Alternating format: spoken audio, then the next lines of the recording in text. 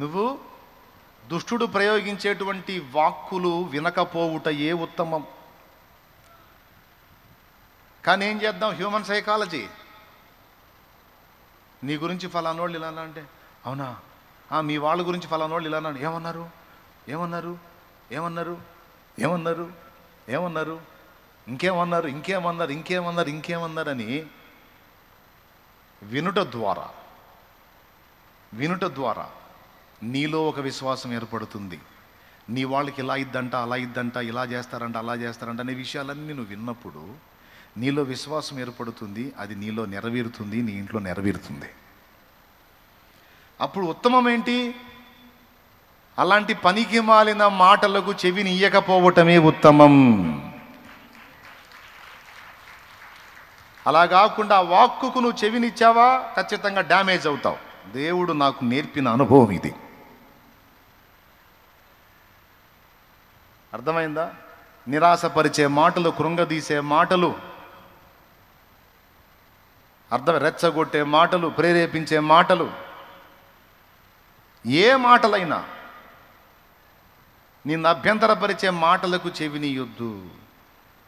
ప్రోత్సహించే మాట నేను ఇస్తా, నువ్వు తీసుకొని ముందుకు సాగిపో.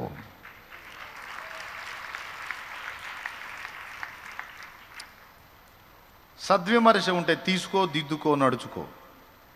కానీ దుర్మార్గపు మాటలకు చెవినియొద్దు. అసూయతో, కలహబుద్ధితో, ద్వేషంతో, విద్వేషంతో వెళ్ళగక్కి విషపు వ్యాఖ్యలకు చెవినియొద్దు. చెవినిచ్చావా మంత్రాలు పనిచేస్తాయిరా. చెవినియకపోతే ఏం జరిగిందో తెలుసా? పలికబడిన వ్యాఖ్యలు, పలకబడిన మంత్రాలు, పలకబడిన వాక్కులు రిటర్న్ వెళ్తాయిరా, వాళ్ళకి తగులుతాయి. నీ మీద ఎవడు ప్రయోగించాడో, ఎవడు నిన్ను డ్యామేజ్ చేయాలని, ఎఫెక్ట్ చేయాలని మంత్ర ప్రయోగంతో పంపిణీ చేశాడు, నువ్వు దాన్ని స్వీకరించినప్పుడు ఏం జరిగిందో తెలుసా?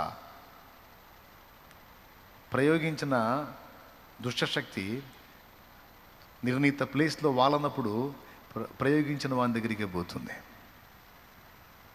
వాని ముఖమే పగలు కొడుతుంది. అర్థమైందా? జీవితకాలం గుర్తుపెట్టుకోండి. ఒక దరిద్రపు అలవాటు ఉంటుంది, వినటం. వినాల్సింది వినరు, దేవుని వాక్యం వినరు, దేవుని వాక్కు వినరు, దేవుడు ఏం చెప్తున్నాడో వినరు, మోకాళ్ళేసి దైవస్వరం వినరు. దయ్యపు స్వరాలు వినటానికి అలవాటు పడిపోయారు. దయ్యపు స్వరాలు వినటానికి అలవాటు పడిపోయారు. దేవుని స్వరము వినాలి, దేవుడు ఏం చెప్తున్నాడో వినాలి. లేకపోతే మంత్రం మాటతో పనిచేస్తుంది, మాటతో ప్రయాణిస్తుంది అన్న మాట గుర్తుపెట్టుకొని ఇకనన్నా బుద్ధి తెచ్చుకొని నిన్ను డిస్టర్బ్ చేయడానికి, నిన్ను దెబ్బతీయటానికి, గాయపరచడానికి, కృంగతీయటానికి అబద్ధముగా పలికే మంత్ర ప్రయోగపు మాటలు ఏవి లక్ష్య పెట్టద్దు. లక్ష్య పెట్టిన వాళ్ళంతా అర్భకులు, అమాయకులే, బలైపోతారు, దెబ్బతింటారు, ఖచ్చితంగా దెబ్బతింటారు. ఇప్పుడు సూత్రం ఏందా? అందరు చెప్పండి. ప్రోత్సహించే వాక్కులు విను, ప్రేమతో దిద్దుబాటు చేసే వ్యాఖ్యలు విను, కానీ కృంగదీయటానికి దుష్టుడు చేసేటువంటి ప్రయోగతంతులైన వ్యాఖ్యలను వినవద్దు. విన్న ఎడల నువ్వు దెబ్బతింటావు. అంటే ఏది వినాలో ఏది వినొద్దో కూడా మనం ఫిల్టర్ చేసుకోవాలి. అర్థమైందా? లేకపోతే ఒక ఆటో బాయిలో పడ్డదండి. పొలంలో బావి ఉంది, వీడు తెలియదు బావి ఉందని, లోతైన బావి, పెద్ద బావి, పోయి పడ్డది ఆటో మునిగిపోయింది. అందులో 3 ఉన్నారు, మునుగుతాలు లెగుస్తూ ఉన్నారు. ఈ ఆటో పట్టం చూసిన వాళ్ళు, పొలాల వాళ్ళందరూ పరిగెత్తుకుంటూ వచ్చారు. ఇప్పుడు అద్దె మధ్యలో అడవిలో బావి, పొలాల్లో బావి, తాళ్ళు, వాడిని బయటికి తేవటానికి అన్ని తతంగం అంతే ఎట్లా దొరికిద్ది. కాబట్టి ఒడ్డున వాళ్ళందరూ మాట్లాడుకుంటారు, రే లోతైన బావిలో పడ్డారు, వాళ్ళని బయటికి తీయటం కష్టంరా, ఇప్పుడు తాడు ఎక్కడ తెద్దాం, ఇక్కడ తాడాడు దొరికిద్ది, అయ్యో కష్టం కష్టం కష్టం అని ఒడ్డునున్న వాళ్ళందరూ మాట్లాడుకుంటున్నారు. 3లో ఒకడు మునిగిపోయాడు.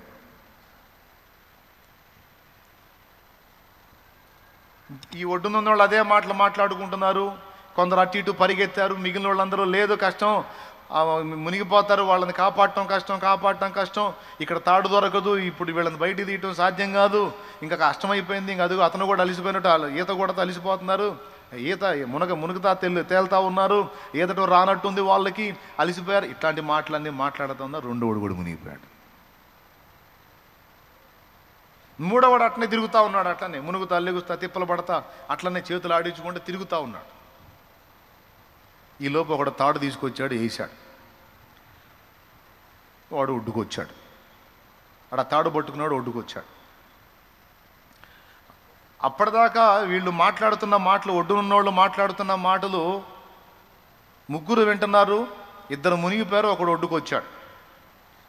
వీళ్ళకి ఆశ్చర్యం కలిగింది. వాళ్ళు మునిగిపోయారు, వీడు అట్లనే ఈదుతా ఉన్నాడు మొండికి పడి, ఎట్లా వచ్చాడు ఒడ్డుకి అని వాళ్ళందరూ కూడా వాడిని కాస్త సేద్దిరి నాకు అడిగారు. అసలు నువ్వు మామూలోడివి కాదు, మొండోడివి, మేము ఇంతమందివి సాధ్యం కాదు, కాదంటున్నా కూడా కష్టపడి భలే ఈదేవే, అసలు నువ్వు మామూలు విషయం కాదని అన్నారు వాడి దగ్గరికి పోయి. అప్పుడు వాడన్నాడు, ఏంది అన్నాడు.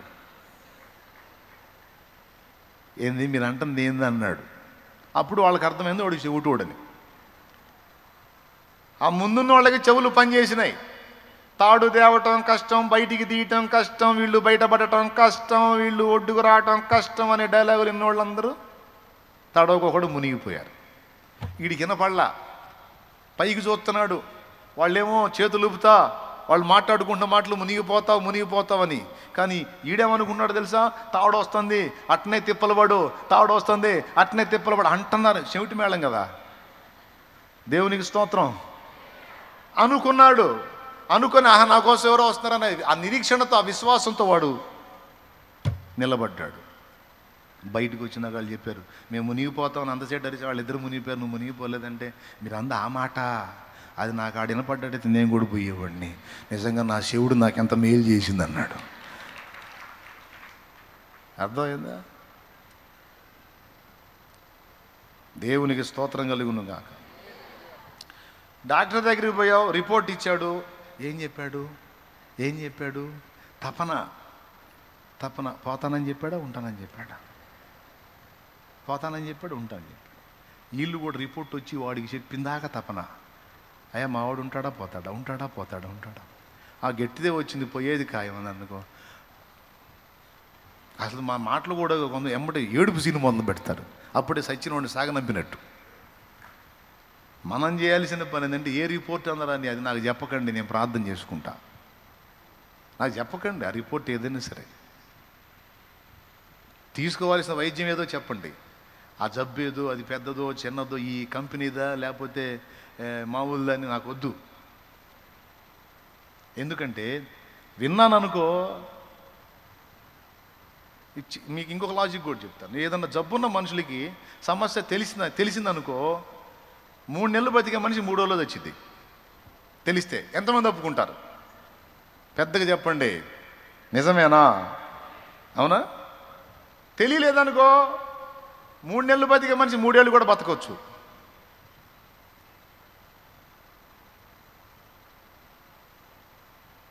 ఏది వినాలో ఏది వినకూడదో, దేనికి చెవి ఇయ్యాలో దేనికి చెవినివ్వకూడదో బుద్ధి ఉండాలి మనకి. ఉండద్దు ఇంకలేండి.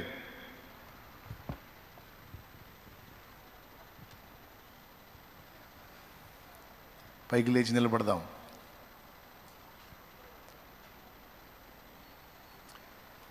మంత్రము మాటతో ప్రయాణం చేస్తున్నట్టు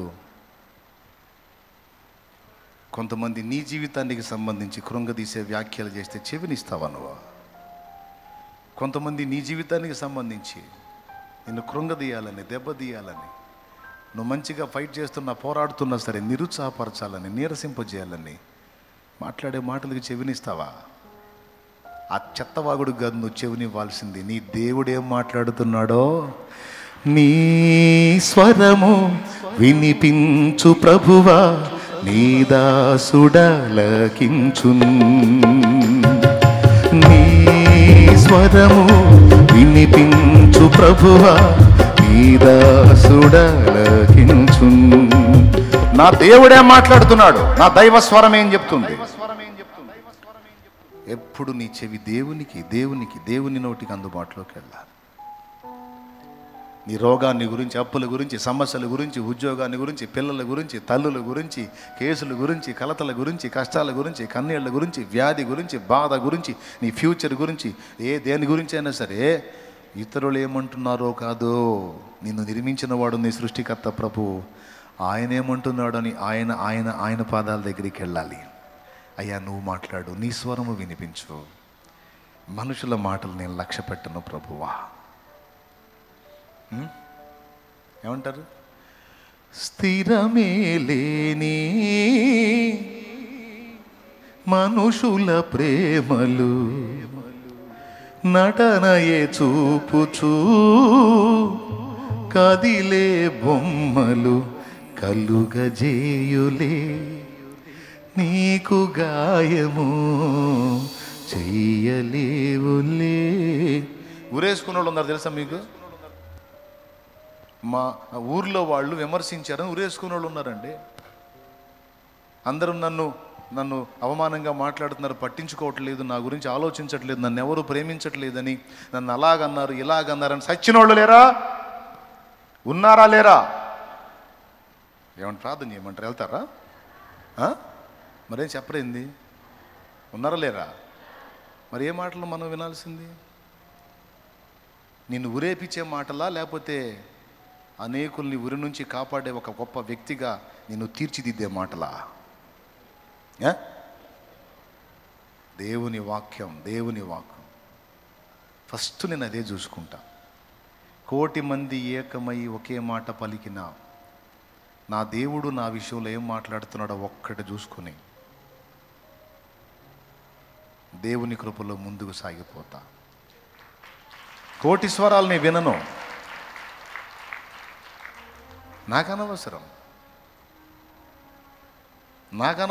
ఏ పట్టవు నాకు దేవుడు ఏం చెప్పాడు? నా బిడ్డలారా నేర్చుకోండి.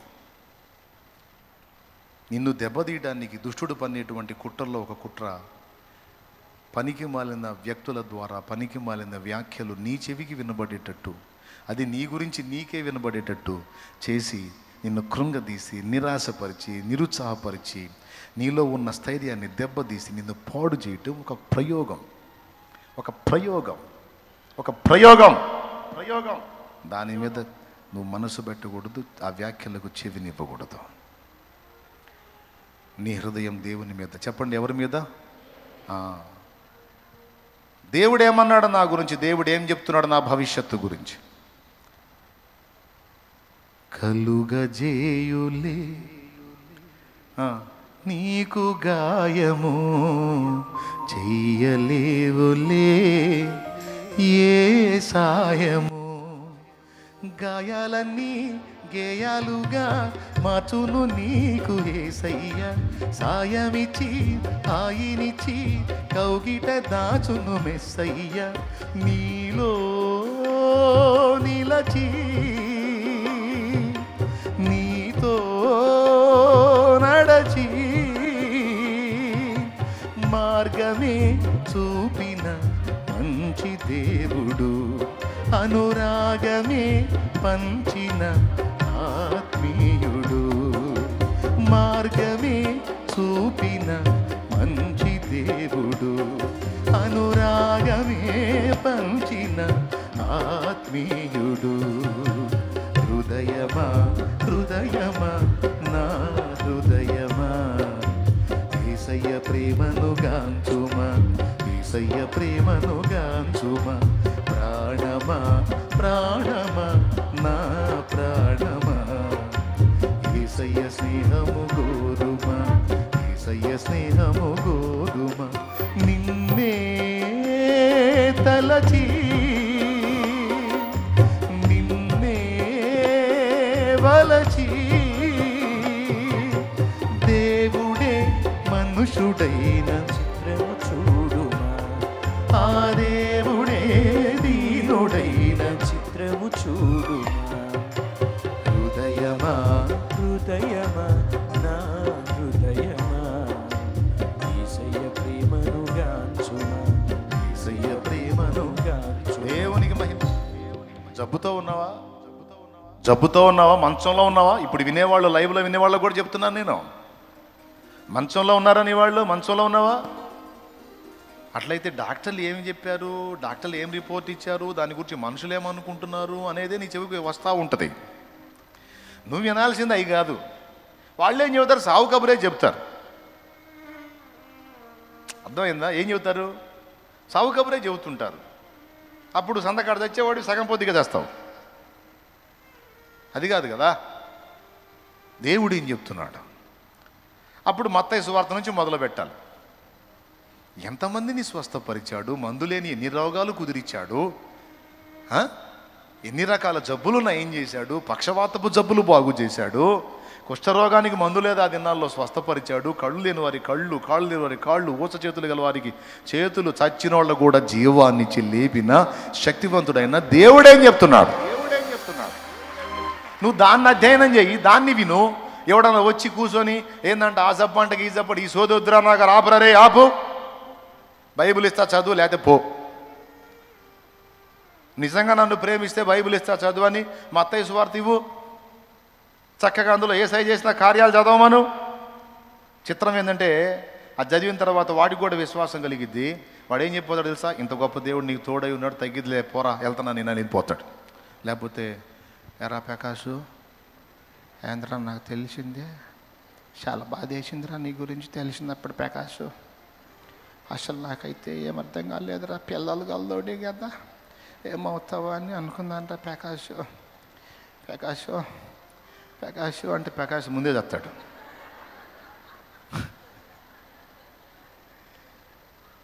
ఇది ప్రకాష్ పోతాడు. ఆడొచ్చి అందరా ప్రకాష్ అనగా నాపురా నువ్వు అనాలా. నాపురా నువ్వేం చెప్పబోతున్నావు తెలుసు కానీ సోదొద్దులే కానీ బైబిల్ చదువురా. అప్పుడు ఆడే చెప్తాడు, ప్రకాషా ఎంత గొప్ప దేవుడు నీకు తోడేంటి, నీకేమవుతురా, ఇది నాకు కూడా ధైర్యం వచ్చిందిరా, నేను కూడా ప్రార్థన చేసుకుని పోతాడు. అర్థమైందా? యేసయ్య కృంగిన వేళలో నన్ను లేవనెత్తిన చిరునామా నీవేగా, కృంగిన వేళలో నన్ను లేవనెత్తిన చిరునామా నీవేగా. నీ కృప నిత్యముండును, నీ కృప నిత్య జీవము, నీ కృప వివరింప నా తరమా యేసయ్యా. హల్లెలూయా. ఎంతమంది హ్యాపీగా ఉన్నారో, ఎంతమంది సంతోషంగా ఉన్నారో ఇప్పుడు చెప్పండి. చెత్తకి చెవినిస్తారా? మరి ఏం చేస్తుంది? ఎవరికి చెవినిస్తారా? దైవుని వాక్కి ఇవ్వండి. మీరు చెత్త మాట్లాడతారా? మరేం మాట్లాడతారా?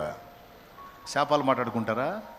నా బతుకు ఇంతే, నా కర్మ ఇంతే, నా జీవితం మారదు, నేను ఇంకింతే అంటే ఆయన ఆమేన్ అంటాడు. నీ కర్మ అలానే గాలిద్ది కాబట్టి అనిపించుకోవద్దు, జయము పలుకు. అర్థమైందా? ఏం పలుకుతావు? శోధింపబడిన మీదట నేను సువర్ణమై మారెదను, నా యేసుకే తెలియును నేను వెళ్ళే మార్గము, నా యేసుకే తెలియును. శోధించబడిన మీదట నేను సువర్ణమై మారెదను, శోధించబడిన మీదట నేను సువర్ణమై మారెదను. హల్లెలూయా హల్లెలూయా హల్లెలూయా ఆమేన్ ఆమేన్ హల్లెలూయా అదే హల్లెలూయా హల్లెలూయా ఆమేన్. రెండో చరణం. జలములలో బడినే వెళ్ళిన అవి నా మీద పారవు, జలములలో బడినే వెళ్ళిన అవి నా మీద పారవు, అగ్నిలో నేను నడచినను జాలవు. అగ్నిలో నేను నడచినను, జ్వాలలు నన్ను కాల్చజాలవు.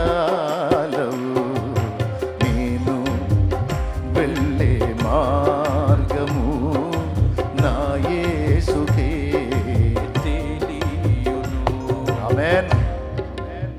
ఇప్పుడు చెప్పండి, ఎంతమంది విశ్వాసం ఉంచుతున్నారో? మారతాయా మీ పరిస్థితులు? మారవా? తగ్గిద్దా? తగ్గదా? తీరతాయా? తీరవా? ఏంటి అది? అంత చురుగ్గా ఉండాలి. ఆయన కార్యాలు చేయడానికి శక్తివంతుడండి. నువ్వు అనుకుంటావు ఏదో అయిపోతుందండి. జలములలో బడినే వెళ్ళిన అవి నా మీద పారవు, అగ్నిలో నేను నడచినను, జ్వాలలు నన్ను కాల్చ జాలవు. ఆ నిశ్చయిత ఉండాలి. అప్పుడు ఎప్పుడు నీ నోట స్తుతి, ఆనందం, సంతోషం, హ్యాపీనెస్ ఉంటుంది. పేరుకి విశ్వాసులను మైండ్ అంతా పిశాసులు అయితే ఎట్ట? విశ్వాసులు విశ్వాసులాగే ఉండాలి. కృప మనందరికీ తోడై ఉండునుగాక.